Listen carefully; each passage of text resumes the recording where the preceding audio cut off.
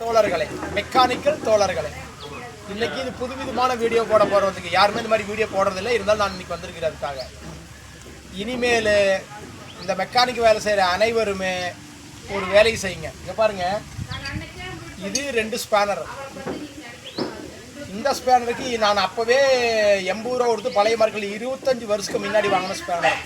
பாருங்கள், எந்த போல்ட் நட்டு போட்டிங்கனாலும் இங்கே பாருங்கள் எப்படி இருக்கு பாருங்கள். தேய்மானம் ஆகிட்டு இவ்வளோதான் இருக்குது. தேய்மானம் இது பாருங்கதா, பாருங்கதா தேய்மானம் 25 வருஷம் உபயோகிச்சு பேனர் உபயோகிக்க வீட்டுக்கு வச்சிருக்கிறேன். பத்திரப்பதி லைட்டாக தேய்மானத்துக்கு நல்லா இருக்கு. ஸ்பேனர் நல்லா இருக்குது. இது வந்து நான் புதுசாக வாங்கிட்டு வந்த ஸ்பேனர். இங்கே பாருங்கதா, பாருங்க. அதாவது ஸ்பேனர் தயாரிக்கிறவங்க சரி, போல்ட் நட்டு தயாரிக்கிறவங்களா இருந்தாலும் சரி, ஒன்று ஸ்பேனருக்காக போல்ட் நட்டு தயாரிங்க, இல்லை போல்ட் நட்டுக்காக ஸ்பேனர் தயாரிங்க. இது என்ன பண்ணுறீங்கன்னா, 2ஆம் கட்ட நிலவில் தயாரித்து எங்களால் உசுறு ஆவி எடுக்காதீங்க. மெக்கானிக்கல் மாதிரி உசுறு ஆவி இருந்து போல்ட் நட்டு தயாரிப்பீங்களா, உசுறு ஆவி எடுக்காதீங்க எங்களுக்கு, தெரிஞ்சுங்களா? இன்னொன்றாவது, இந்த நட்டு இருக்குது பார்த்தீங்களா, கட் பண்ணிக்க வரையும். எல்லோரும் மெக்கானிக்கல் மாதிரி பாருங்கள். இந்த போல்ட் நட்டு தயாரிக்கிறாங்கல்ல, இந்த போல்ட் நட்டு என்ன ஆகுதுன்னா, இந்த லூஸாக தயாரிக்கிறாங்க. இப்படி ரொம்ப இங்கே பாருங்க, அதா இப்படி ஷேக் ஆடக்கூடாது. இப்படி ஷேக் ஆடுறதுனால என்ன தெரியுமா, ஒரு தாட்டி போல்ட் நட்டு போட்டாச்சுன்னா 2ஆவது தாட்டி அந்த போல்ட் நட்டை டைட் வைக்கும்போது மரம் சிலிப்பாயிட்டு வருது. தயாரிக்கும் போது இந்த போல்ட் நட்டு எல்லாம் நல்லா தயாரிங்க.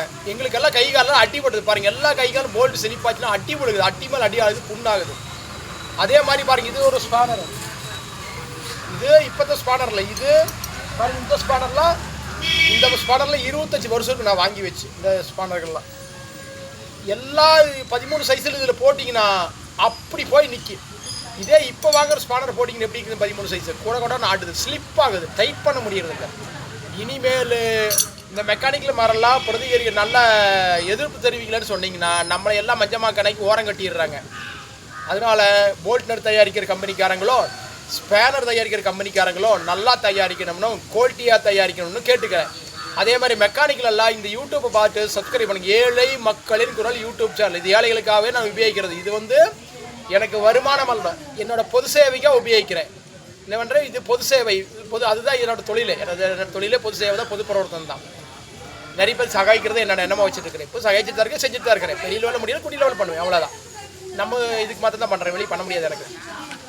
அதனால் நான் சொல்கிறேன், இனிமேல் ஸ்பேனர் தயாரிக்கிற கம்பெனிக்காரங்க, போல்ட் நட் தயாரிக்கிற கம்பெனிக்காரங்கெல்லாம் குவாலிட்டியாக தயாரிங்க. அதே மாதிரி போல்ட் நட்டெல்லாம் 21 சைஸ் ஸ்பானர்னு வச்சுங்க, அதுக்கு தகுந்த கரெக்டாக இருக்கிற மாதிரி ஸ்பானர் அந்த எஜ்ஜு தயாரிங்க. மாதிரி இந்த கொண்டை தயாரிங்க. இந்த கொண்டை இருக்கல கரெக்டாக இதுக்கு தகுந்த மாதிரி இப்படி சேக்கு இல்லாமல், ஓரளவுக்கு சேக்கு இல்லாமல் கரெக்டாக லாக்கில் போய் தயாரிங்க. எனக்கு டைட் பண்ணுறதுக்கு வசதியாக இருக்கும்.